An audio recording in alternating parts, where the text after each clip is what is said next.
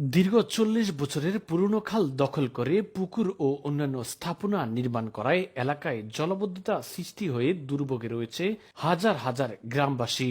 এমন অচলাবস্থার চিত্র দেখা গিয়েছে সোনামুড়ি উপজেলার চাষিরাট ইউনিয়নের কৈয়া গ্রামে।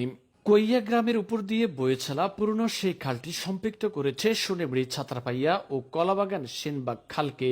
কিন্তু সেই পুরনো খালটি দখল ও দূষণের কারণে হয়ে পড়েছে অর্ধমিত।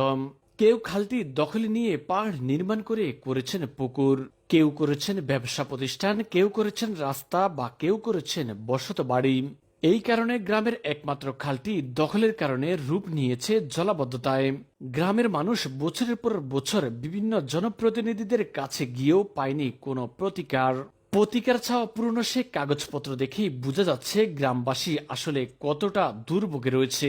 সাম্প্রতিক সময় সোনামুড়ি উপজেলা নির্বাহী কর্মকর্তা বরাবর পুনরায় খালটি দখলমুক্ত করার আবেদন জানিয়েছে গ্রামবাসীর দাবি, কৈয়া জামে মসজিদের পাশ দিয়ে বয়ে চলা পুরনো সে খালটি দখলমুক্ত করে পানি চলাচলের স্বাভাবিক প্রক্রিয়া করবে প্রশাসন।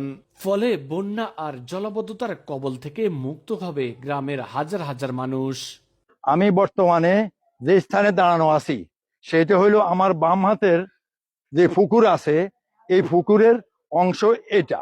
আমার থেকে ডাইন হাতে যতটুকু আছে এটা হইলো খালটা, যেখানে সাংবাদিক সাহেব দাঁড়াইছে ওইখানে হইলো খালের উপরে। এই খালের উপরে দিয়া তারা এখানে পুকুর নির্মাণ করছে আর কি, ওইদিকে বাঁধ দিছে আর এইখানেও বাঁধ দিয়া।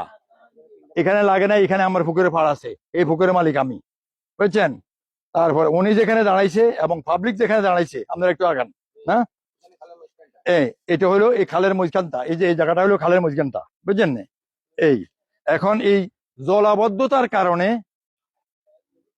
সরকারি, অর্থাৎ সরকারি মানে পাবলিকের টয়লেট যেটা মসজিদের মাদ্রাসার, সেই টয়লেটের পানি, ওই পানিটা নিবেন।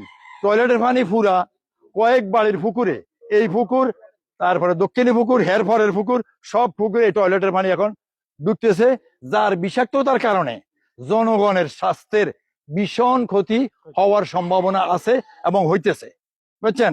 দয়া করিয়া মাননীয় ইউনূস সাহেবের কাছে আমাদের এই গ্রামের, কৈয়া গ্রামের পক্ষ থেকে, আমাদের কৈয়া গ্রামটা ৯ নম্বর চাষিরাট ইউনিয়নের ৩ নম্বর চাষিরাট ইউনিয়নের ৯ নম্বর ওয়ার্ডের কৈয়া গ্রামের অন্তর্ভুক্ত। এটা দয়া করি আমরা ইউনূস সাহেবের কাছে আকুল আবেদন করতেছি, আমাদের যে সরকারি খালটা আছে, খালটা যদি উনি জলাবদ্ধতার থেকে আমাদেরকে রক্ষা করে দিতে পারে এবং খালটা যদি পরিষ্কার করে দিয়া